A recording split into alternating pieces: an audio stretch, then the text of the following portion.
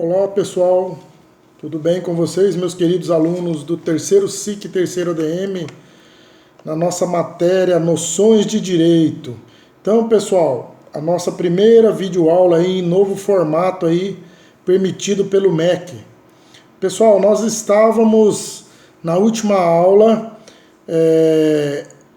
aula baseada em uma apostila passada em sala de aula, que muitos dos senhores já têm a apostila, e a apostila está também postada aqui na nossa sala virtual, ok? Então, pessoal, dando continuidade, nós vamos lá para a página 9, vamos falar de relação jurídica. A relação jurídica é a vinculação direta ou indireta entre duas ou mais pessoas a alguma circunstância de fato ou a um bem da vida, disciplinado pela norma jurídica positiva. Então, olha só, pessoal, vinculou duas ou mais pessoas em uma situação jurídica, a gente considera uma relação jurídica, que é disciplinada pela norma de direito positivo. Lembrando, o que é norma de direito positivo? Norma de direito positivo é aquela norma que está escrita em alguma lei ou algum regulamento, ou seja, direito positivo, norma escrita. Ao contrário, direito subjetivo é aquele direito, aquela faculdade, opção que nós temos de usar a lei a nosso favor. Então não confunda direito positivo com direito subjetivo. Tá? Dentro da relação jurídica, as pessoas se relacionam em função das atividades sociais, profissionais ou pessoais, ou em razão de seus mútuos interesses e visando certa finalidade. Essas relações, enquanto elas forem de cunho meramente pessoal, envolvendo fatos não controvertidos e sem envolver pretensões ou interesses atuais ou futuros, podem ser consideradas meras relações sociais. Ao contrário, contudo, se tais relações sociais envolverem interesses pessoais ou reais, ou vantagens, prerrogativas, faculdades, deveres ou obrigações disciplinadas por uma norma jurídica, aí estaremos diante de uma relação jurídica. Eu costumo dizer nas minhas aulas, os exemplos mais comuns de relação jurídica. Um contrato. Lembra o conceito de contrato? Toda vez que a gente assina um contrato, tem uma relação jurídica. Você compra um bem, seja móvel ou imóvel, é uma relação jurídica. Dando exemplo, duas pessoas conhecidas se encontram no mercado e se cumprimentam. Oi, tudo bem? Isso é uma mera relação social, sem relevância. Agora, quando essas pessoas neste mesmo mercado adquirem algum produto, compram, pagam no caixa, isso se tornou uma relação jurídica, ok? Tá? Na sequência de relação jurídica, é importante se destacar também as relações humanas, sociais e pessoais. As relações sociais, humanas e pessoais se revestem de uma juridicidade atribuída por um poder social. Ou seja, essas relações sociais se desenvolvem no espaço e no tempo de um desenvolvimento histórico, proporcionando a incidência de uma norma de relacionamento. Assim, uma atitude pessoal que antigamente não era relação jurídica, agora pode ser considerada uma relação jurídica, ok? Vamos entender isso aqui. Tudo depende da norma de direito positivo. Para a gente entender a diferença de uma relação social para uma relação jurídica, nós vamos por exclusão. Vamos agora, na sequência, ver quais são os elementos da relação jurídica. Tá ok? Lá na página 9, continuando, item 1.6.2. São elementos da relação jurídica. Poder social. O poder social é o poder que garante a proteção à relação jurídica, representado pelo Estado e por seus órgãos administrativos. Ou seja, o Estado tem o poder social, ok? Então, o Estado tem o poder social. Exemplo, atualmente, com relação a esse vírus aí, que está acontecendo, a Covid-19, a Prefeitura, os municípios editaram os decretos proibindo as empresas de abrirem em determinado período. Isso é um poder social que vem do Estado, ok? Outra situação, outro elemento, norma de direito positivo. Para que exista uma relação jurídica, tem que existir uma norma de direito positivo. O que essa norma de direito positivo faz? Ela disciplina a relação jurídica, estabelece uma forma, um limite, uns tipos determinados, ou conteúdos, uma finalidade e a extensão no tempo e no espaço, ok? Então, elementos da relação jurídica estão subordinados às normas de direito positivo. Outro elemento da relação jurídica, o terceiro, sujeito ativo e passivo. Aí é tranquilo, gente. Toda relação jurídica tem o sujeito ativo e o passivo. Exemplo, num processo judicial, tem o autor e o réu. Normalmente, nas relações jurídicas, também tem o autor e o réu. Ou seja, tem o sujeito ativo e o passivo. Um contrato tem duas partes, ok? Num dever de pagar alimentos, duas partes. Tem o filho menor representado pela mãe, que seria o sujeito ativo, e quem deve pagar a pensão, geralmente o pai, sujeito passivo, ok? Outro elemento da norma jurídica, dever jurídico. Esse é tranquilo, gente. Consiste na obrigação em si a prestar ou executar situações contidas na norma jurídica que disciplina a relação. Ou seja, nós temos o dever jurídico de cumprir as normas positivas, tá bom? E outra situação, outro elemento, que seria o quinto elemento, objeto da relação jurídica. Ou seja, o bem perseguido. Toda vez que envolve um bem, tem uma relação jurídica. Não vamos enxergar bens só como bens materiais. Existem os bens imateriais, né, gente? Pensão alimentícia, a saúde, a educação, são considerados bens que são objeto da relação jurídica também.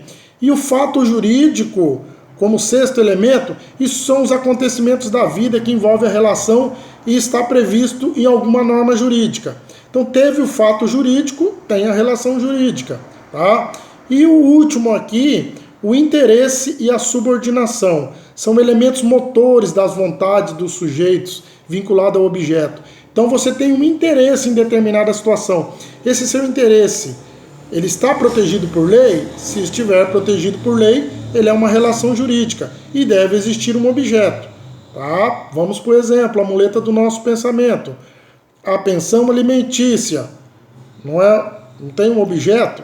Tem um objeto, que é o valor da pensão alimentícia. Tem o sujeito vinculado? Tem o sujeito vinculado, que está dentro da subordinação. Geralmente, o pai é obrigado a pagar a pensão para o filho, tá?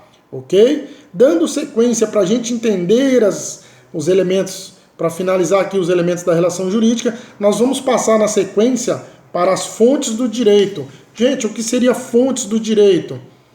Tá ok? Fontes são da onde nasce o direito, da onde o direito vem, tá? Nós temos vários tipos de fontes de direito, tá? No seu sentido formal, acompanhe na apostila, existem as fontes históricas, que são escritos, documentos, inscrições, tá? Que aconteceram aí no passado, que podem acontecer de que essas fontes históricas elas sirvam para que seja editada uma nova lei, ok? Temos as fontes sociais, que são as mais comuns. As fontes sociais são os fatores sociais geradores da norma jurídica, isso é, das necessidades econômicas, movimentos políticos, normas éticas, preceitos religiosos. Veja bem um exemplo aí, a atual situação do país. O governo editou uma medida provisória para tentar controlar o país na área trabalhista. Olha só, da onde foi a fonte dessa medida provisória? A atual situação por qual o país está passando, ok? Então, uma fonte social, tá? E também existem fontes filosóficas para alguns autores, tá? Que vem dentro da filosofia do direito. Então, depois existe, estou aqui com o auxílio da apostila, as fontes materiais, aquelas que nós falamos foram as fontes formais. Então, as fontes materiais são as chamadas fontes de produção do direito, os órgãos elaboradores do direito, tais como o Poder Legislativo, a Justiça do Trabalho, a Justiça Federal. Quando ele edita alguma sentença normativa, por meio de jurisprudência como fonte, essas mesmas fontes podem no futuro se tornar uma lei. Lembra quando o professor falava de jurisprudência? Que aplica-se a jurisprudência quando a lei é falha ou omissa? Então, em algumas situações, vão ter que uma jurisprudência pode virar uma lei, ok? Então, dentro das fontes do direito, as fontes materiais são a que mais interessa a esse tema, são as fontes de direito. Então, olha só, além de todas essas fontes que a gente falou, Nós temos também aqui como forma de expressão do direito, dentro das fontes formais que nós falamos agora, pode ocorrer algumas expressões ou também modo de manifestação de vontade social do direito, como, por exemplo, o costume, o regulamento de uma empresa, os princípios gerais de direito, a analogia e a equidade dentro do direito. Então, as fontes do direito é da onde vem o direito, pode ditar uma norma. Vamos entender um pouquinho, que é novidade para nós, e tem tarefa aí para nós daqui um pouquinho. A analogia é o estabelecimento de uma semelhança entre dois ou mais objetos da discussão. Ou seja, a analogia no direito acontece quando são comparados com casos similares e que têm que obter a mesma resposta em uma situação semelhante, onde não consta em disposição legal, tá ok? Ou seja, deve ser tratamento igual aos semelhantes. O juiz, quando não existir a lei ou a lei for falha, o juiz pode aplicar o caso em analogia. Mas cuidado, tem uma lei, no artigo 4º de um decreto-lei de 1942, que chama Lindbe, que é Lei de Introdução às Normas de Direito Brasileiro. Ela diz assim: quando a lei for omissa, o juiz decidirá o caso de acordo com a analogia, os costumes e os princípios gerais do direito. Então só se aplicamos a analogia quando a lei for omissa, ok? E para a gente entender a equidade, segundo Aristóteles, equidade é o justo independente da lei. Ou seja, o juiz tem que agir com justiça social, é o justo perante a lei. Olha só, a equidade pode ser aplicada em duas situações. Quando se esgotar o artigo 4 da Lindbe que nós falamos, o que é o artigo 4º? Que diz, lá em 1942, que quando a lei for omissa, o juiz tem que decidir o caso de acordo com a analogia, com os costumes e com os princípios gerais de direito. Se o juiz, ao analisar um caso, não conseguiu resolver por analogia, por princípios gerais de direito e pelos costumes, aí ele aplica a equidade, ok? Então, duas situações que se aplica a equidade. Não aplica-se o artigo 4º, não achou nada que a analogia e os costumes responde, aplica-se a equidade.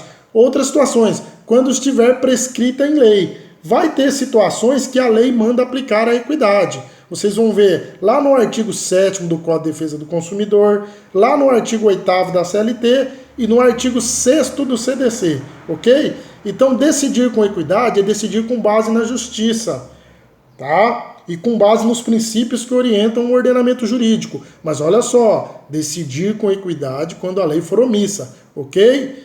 Pessoal, nós vamos parando essa videoaula por aqui, ok? Tem tarefa para vocês para entregarem no prazo de 5 dias, que está postado aqui no postal. Ok? Um abraço, até a nossa próxima aula.